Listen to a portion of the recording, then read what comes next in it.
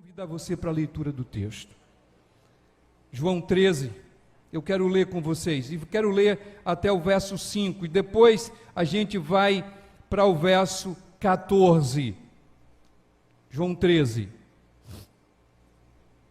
Eu trago uma versão, e na minha versão diz assim: antes da festa da Páscoa, sabendo Jesus que havia chegado sua hora de passar deste mundo para o Pai, e tendo amado os seus que estavam no mundo, amou-os até o fim.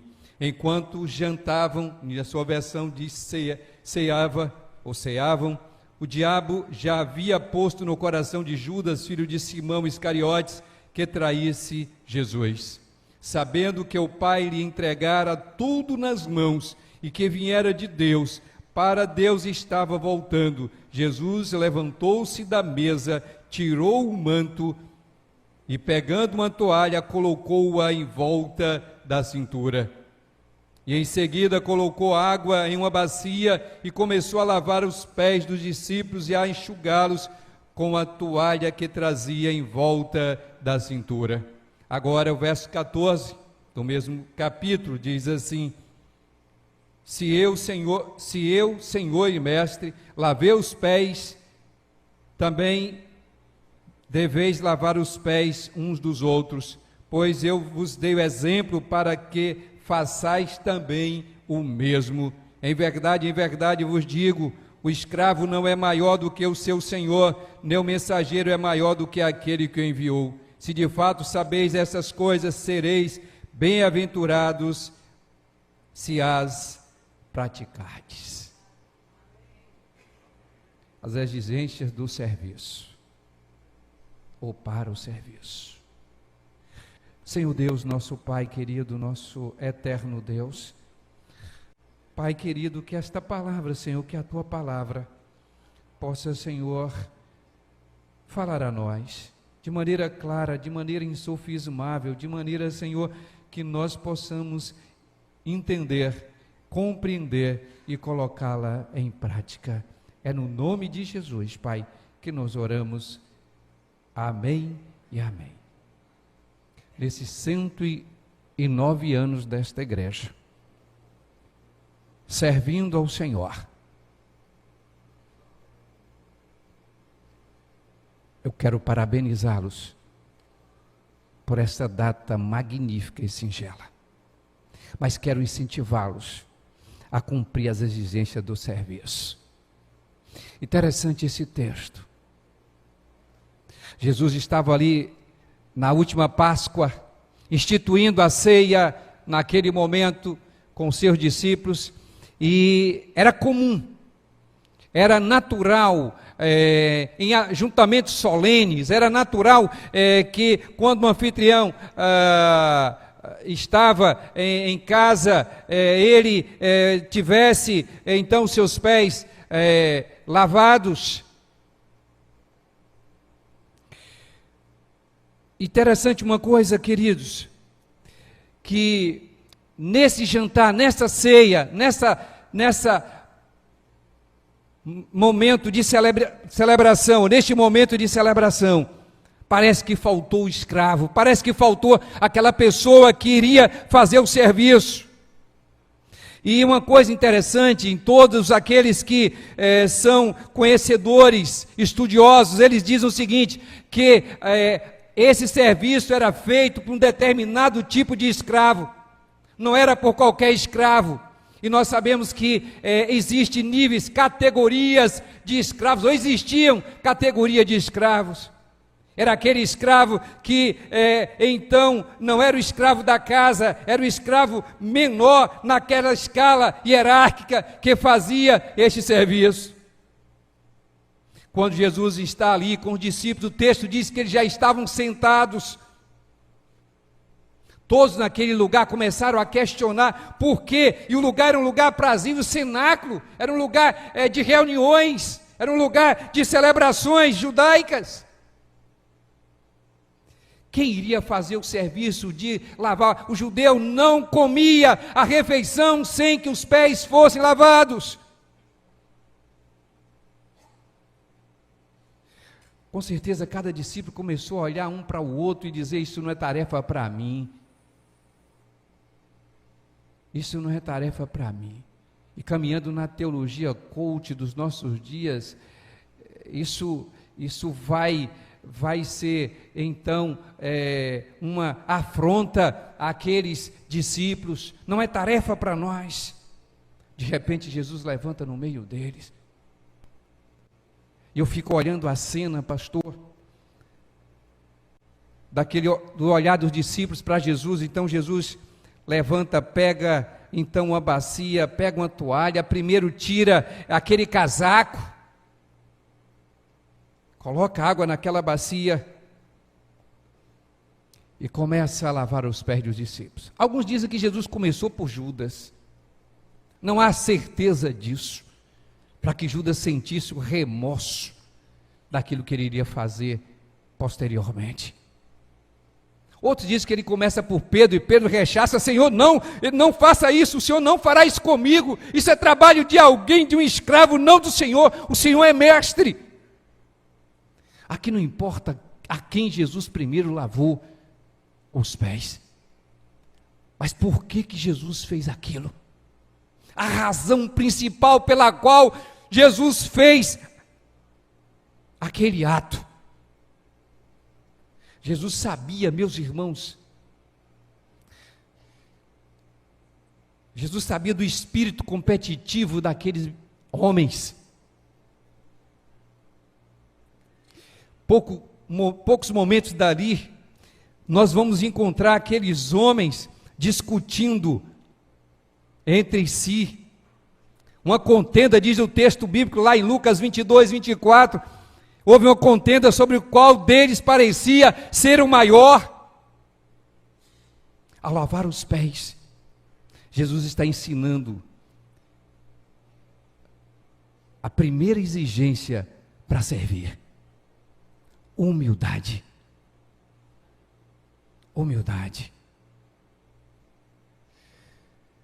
Ele está dizendo que nós temos que deixar o egoísmo, nós temos que deixar o orgulho de lado para servir. Paulo, ao escrever a carta de Filipenses, Paulo vai fazer uma ilustração daquilo que é humildade. Ele vai dizer, ele vai reportar a Cristo Jesus que Paulo diz que ele não se aferrou, ele não reclamou, ele não reivindicou o ser igual a Deus.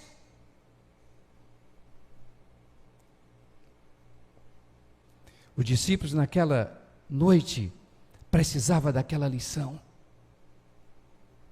porque eles viram a bacia, eles viram a toalha, mas eles se julgaram acima daquela tarefa.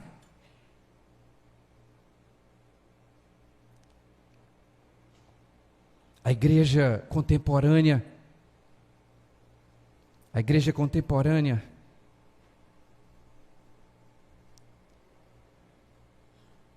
ela está investida em muito da competitividade. Quem será o primeiro? Da crítica. E Jesus então está nos dizendo que a primeira coisa para servir é ser humilde. Paulo, escrevendo ainda na carta de Filipenses, olha o que ele vai dizer no capítulo 2, verso 3 e 4, ele diz: nada façais por contenda ou por vanglória, mas por humildade. Cada um considere os outros superiores a si mesmos, não atentando cada um para o que é seu, mas para o que é do outro. André Murai, ele diz o seguinte: a humildade é o único solo em que a graça cria raízes. A falta de humildade explica todos os defeitos e faltas humanas. Portanto, queridos, é necessário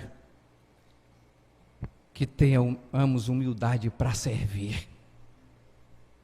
Com o gesto, Jesus está ensinando que privilégios não implicam em orgulho, mas em humildade. Jesus sabia quem ele era, o texto diz isso. Sabendo que o Pai lhe entregara tudo nas mãos e que viera de Deus, o verso 3, e para Deus estava voltando. Jesus sabia quem ele era. A despeito disso, a despeito de ser Deus, a despeito de ser rei, a despeito de ser o sumo sacerdote, ou sacerdote do sacerdote, a despeito disso, ele pega um instrumento de escravo e faz um serviço de escravo, para mostrar que a humildade é a primeira exigência para quem deseja servir. O texto, meus irmãos, diz que Deus colocou tudo em suas mãos. Você já viu alguém dizer a seguinte expressão: você sabe com quem está falando? Autoridades, a patente, você sabe com quem está falando. Certamente, muitos de nós já disse isso em alguma circunstância.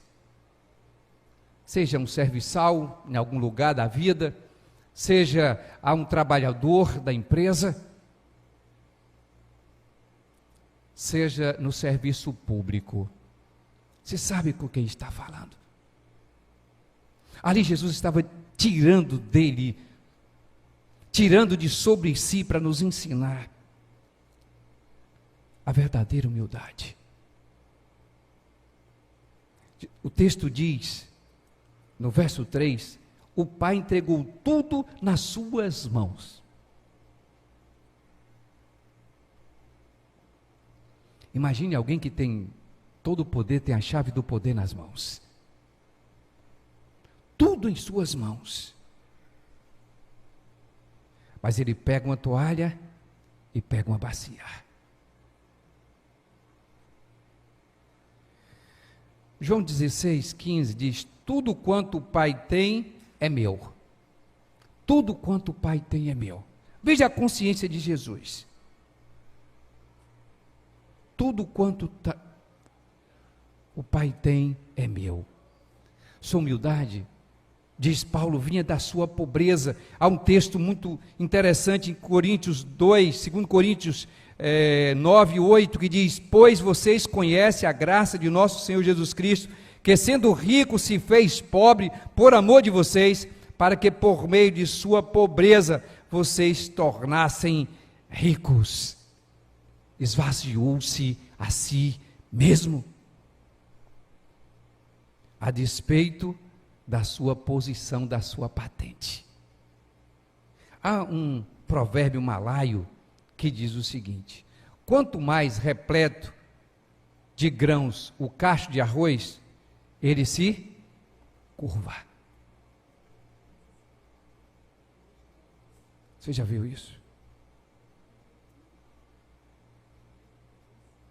Quanto mais pesado o cacho de arroz, ele se curva.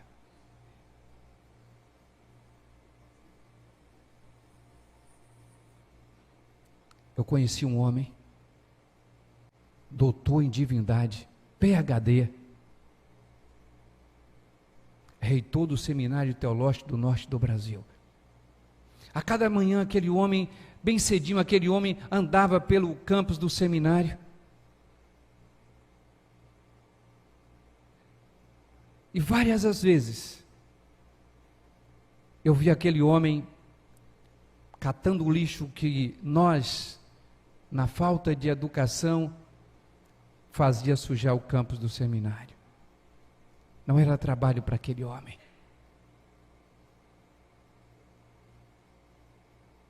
Várias foram as vezes.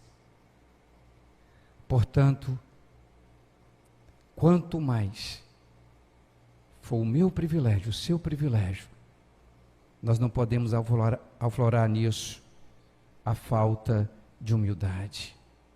É impressionante como João apresenta Jesus, o Evangelho de João apresenta Jesus como divino, como Deus. Essa a proposta de João. Mas veja bem o que Jesus vai falar a despeito disso, ou João vai falar a despeito de Jesus. João 5,19, ele diz: o filho nada pode fazer de si mesmo. Nada pode fazer de si mesmo. Porque, João 6,38, porque desci do céu, não para fazer a minha vontade, a minha própria vontade. João 7,16, o meu ensino não é meu, eu não procuro a minha glória. João 8,50, a palavra que estás ouvindo não é minha. João 14,24. Jesus era soberano, mas assumiu a posição de servo. Jesus tinha todas as coisas nas mãos, mas pegou uma toalha e uma bacia. Alguém já disse com muita propriedade que humildade não é pensar em si mesmo como alguém inferior. Antes, a verdadeira humildade é esquecer de si mesmo. Essa é a verdadeira humildade. Mas, queridos, Jesus quer mostrar que no seu reino, quem serve é maior do que o servido. Marcos 10:43, quem quiser ser o maior, que sirva. Mas eu queria que você voltasse ao texto, há uma expressão no texto que eu queria pensar com vocês, lá no verso 4. Jesus levantou-se da mesa, tirou o manto, pegando uma toalha, colocou em volta da cintura. Tirou as vestes. Ele tirou a sua beca. Ele tirou o que estava atrapalhando para poder servir melhor.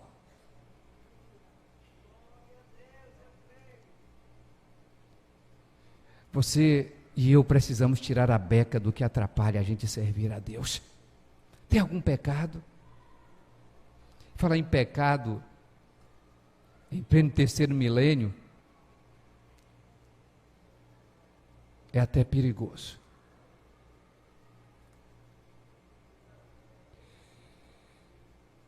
Tem algumas ocupações. Eu sou ocupado demais para servir. Essa semana eu ouvi alguém dizendo: não, é porque a gente tem um programa que é necessário, que é fundamental para, eu diria, para que o nosso salário, que os nossos vencimentos, que os nossos honorários caiam no dia certo. Aí a gente mata e corre por aquilo. Tem alguma ocupação?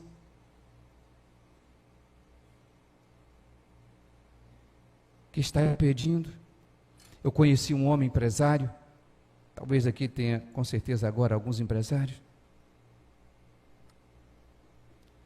Eu tive o privilégio de conhecer Ivo Santiago, eu não sei quantos aqui conheceram. Ivo Santiago era um empresário bem sucedido, lá em Salvador. Esteve comigo na igreja que pastoreei antes de Paulo Afonso. E ele virou para mim e disse: pastor, eu trabalho para Deus, eu sou servo de Deus, eu sirvo ao Rei dos Reis, eu trabalho para mim nas horas de folga. Aquele homem investiu em missões no estado da Bahia como ninguém.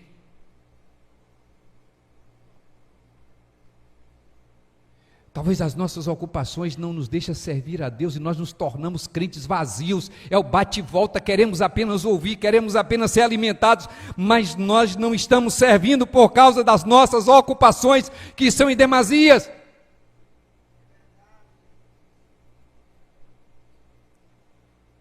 Igual aquele camarada que Jesus conta a parábola, né? Um comprou o campo, outro casou e outro teria que sepultar o pai. Me dê por escusado. Talvez você seja um homem ou uma mulher humilde, mas está cheio de ocupações. As suas ocupações não deixam você servir ao reino de Deus. Aqueles discípulos sabiam o que deveriam fazer, mas não fizeram.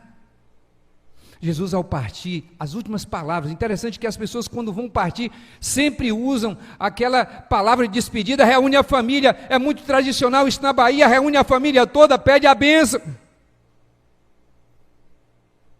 e dá a última palavra, as últimas recomendações. E a última recomendação de Jesus é o quê? Portanto, ide, fazei o quê? De todas as nações, batizando em nome do Pai, do Filho e do Espírito Santo. Queridos, a gente entra, a gente sai dos locais onde estamos, a gente entra calados e sai mudos. Terceirizamos a obra missionária com as nossas ofertas. A Convenção Batista Brasileira está proporcionando agora aos batistas brasileiros o tema Só Jesus Cristo salva. E eu disse nas comunicações da igreja que ficaram para ser gravadas, não é só para levantar recursos, mas é para que os crentes despertem neles o ardor missionário que está perdendo em nosso meio. A gente entrega, a gente terceiriza, a terceirização virou uma moda nesse país, tudo é terceirizado.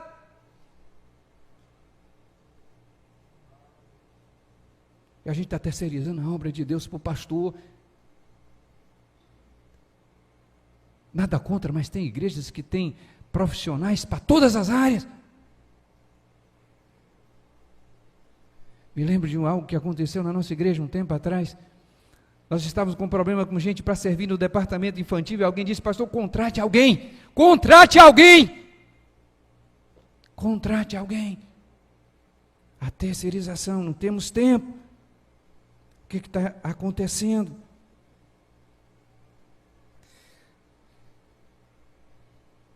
Nós vivemos numa geração que primeiro eu, depois eu, mas também depois eu. O eu primeiro. E Jesus está dizendo que eu preciso pensar no outro. Ao usar aquela bacia, aquela toalha, Ele está dizendo: você precisa servir o outro. Meus irmãos, alguns exemplos na Bíblia que temos sobre serviço. Eu queria trazer nesta manhã de uma igreja que está lá em 2 Coríntios capítulo 8, a igreja da Macedônia.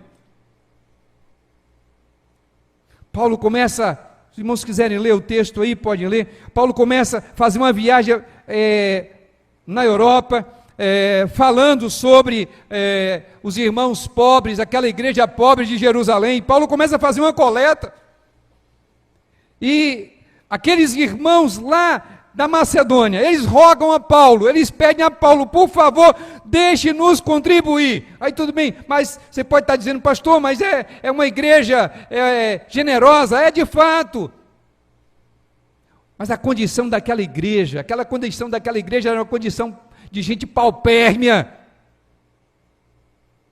O texto diz que eles fizeram acima das suas posses, eles fazem questão de participar daquela contribuição, para servir o outro. E alguns aspectos daquela igreja que eu começo a ver é o anonimato. Eu conheço gente que quer servir, mas quer servir através dos holofotes, para serem vistos. E se não for dada uma palavra de exaltação, sai reclamando porque faz para aparecer. Há muita gente fazendo as coisas para aparecer no reino de Deus, pastor. Uma certa criatura que fazia questão de aparecer num determinado momento da história. Não cabia aquilo, não cabia um ofertório. Não tinha ofertório naquela celebração. Era uma celebração sem ofertório. Aquela pessoa vira para mim e diz: e aí, não vai ter ofertório não? Porque ele queria mostrar que naquele dia ele estaria dando uma generosa, popuda oferta àquela instituição, para ser visto. Esta igreja, pastor, no anonimato, está lá a igreja dos o quê? Dos macedônicos. Iraque aí hoje, né? Jordânia, Companhia Limitada. Eu tive acesso uma poesia de Ruth Calkin. Eu achei interessante, eu gostaria de ler a poesia intitulada Como Será? Diz assim: Tu sabes, Senhor, como te sirvo, com enorme fervor emocional quando estou debaixo de holofotes. Sabes como falo de ti arduamente na reunião da Senhora, sabe com que entusiasmo promovo uma reunião de confraternização, conheces meu sincero fervor. Mas como será, ou como seria, como é que eu reagiria se me apontasse uma bacia d'água e me pedisse para lavar os pés calosos de uma velhinha enrugada, arqueada, todos os dias, de todos os meses, num lugar recluso, onde ninguém visse e ninguém soubesse de fato?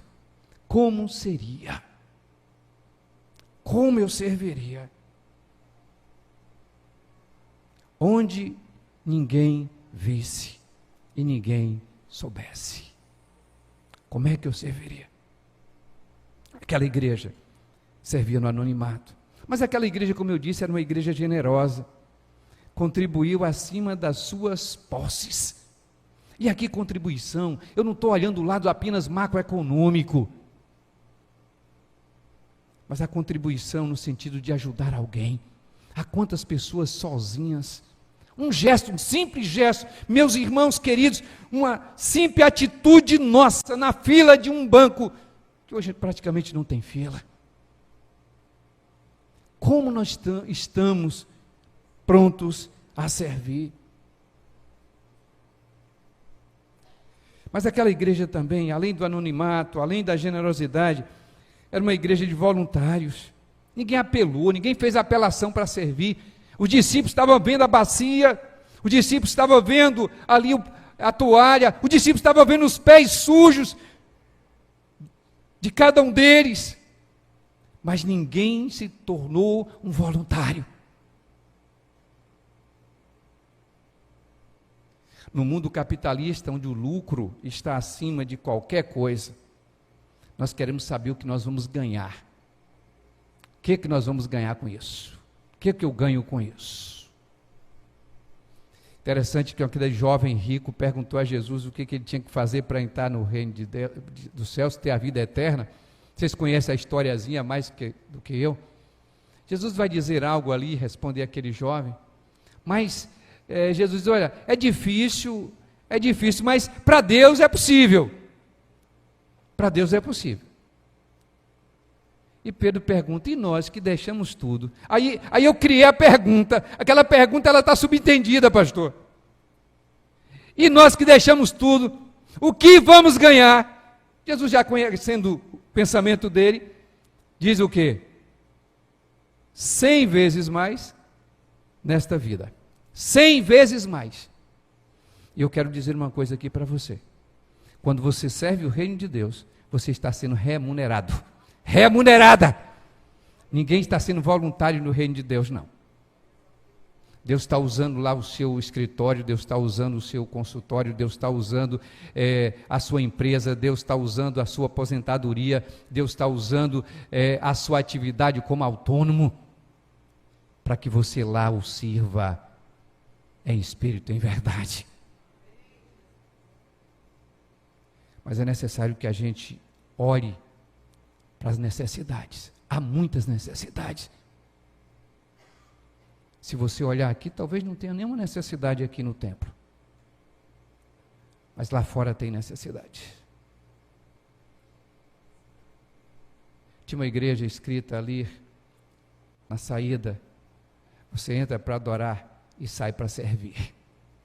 Você entra aqui para adorar e precisa sair daqui para servir. Quem sabe o serviço é na sua própria casa, a sua esposa. Minha esposa está operada, né? E eu tive que ir para a cozinha e fazer esse serviço, ou serviço inchado. Talvez você precise fazer isso.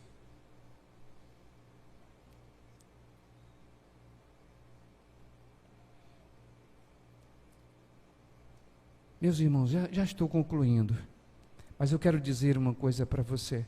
diferentes. O momento que nós mais aproximamos de Deus é o momento que nós damos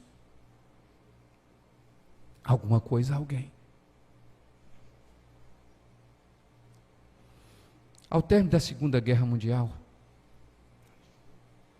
quem gosta de história sabe disso, a Europa ficou, parte dela, devastada.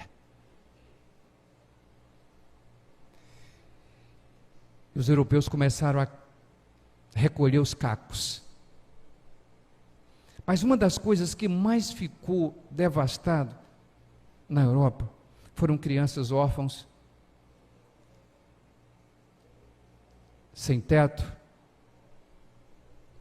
nas ruas das grandes e pequenas cidades europeias. Conta-se que numa manhã de Londres, um soldado americano, ele estava indo para o alojamento, e ao dobrar a esquina, ele se deparou com uma criança na vitrine de uma confeitaria. Ele para o carro, aproxima-se lentamente daquela criança, e quando ele chega junto daquela criança, ele pergunta: você quer um pãozinho? Enquanto o padeiro, naquela cena, o padeiro retirava alguma coisa do forno, e aquela criança chegava a babar de tanta vontade de comer. Então ele diz: tu queres um pãozinho daquele? A criança disse: eu queria.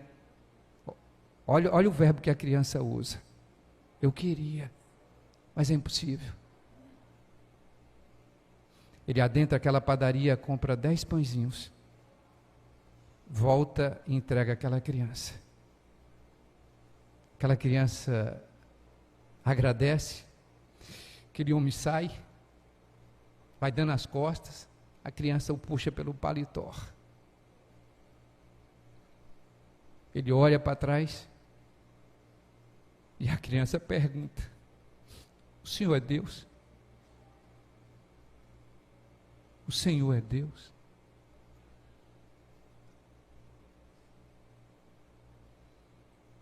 Quando nós servimos, dando alguma coisa de tempo, nós assemelhamos com Deus, porque Deus deu o melhor por mim e por você. Mas concluindo mesmo, o texto diz que Jesus diz a eles que eles deveriam fazer o mesmo. Eu dei o quê? O exemplo. Eu dei o exemplo. Eu vos lavei. Vá e lava. Tem iniciativa, mas tem obediência. Obedeça.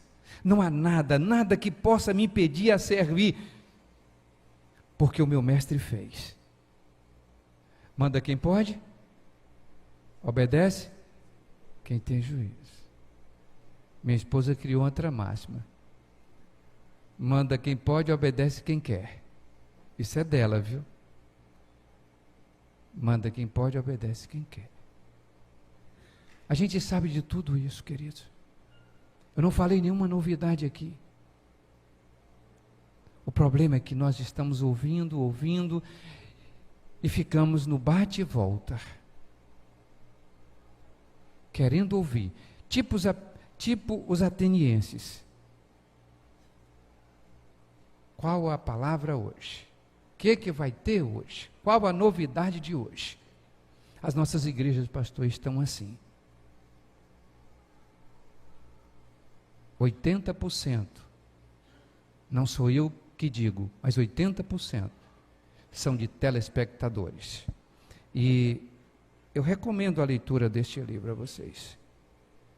A Revolução do Voluntariado, de Bill Hybels.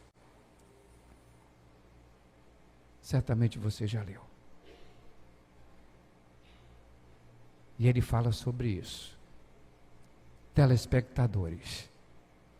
Isso não resolve. As exigências do servir passa pela humildade. Tirar os impedimentos e dar o nosso melhor. Que Deus nos abençoe. Vamos orar, irmãos? Depois de uma palavra bíblica como esta. Senhor, nós te agradecemos nessa manhã pela palavra bíblica que ouvimos, exposição das Escrituras, nesse texto onde o Senhor nos deu o exemplo de servir. Que cada um aqui, Senhor, cada membro dessa igreja, cada congregado, todos nós, a partir do púlpito, nós possamos ter isso em mente e em coração. Servir amando ao Senhor e servir a quem precisa. Dá-nos, ó Deus, um coração de servo, num mundo cheio de pessoas que querem mandar e que querem que as suas vontades sejam feitas. Dá-nos, ó Deus, um coração de servo semelhante a Cristo Jesus, nosso Senhor. Obrigado pela vida do pastor Arnaldo. Abençoa o teu servo. Por essa palavra, nós agradecemos em nome de Jesus Cristo. Amém.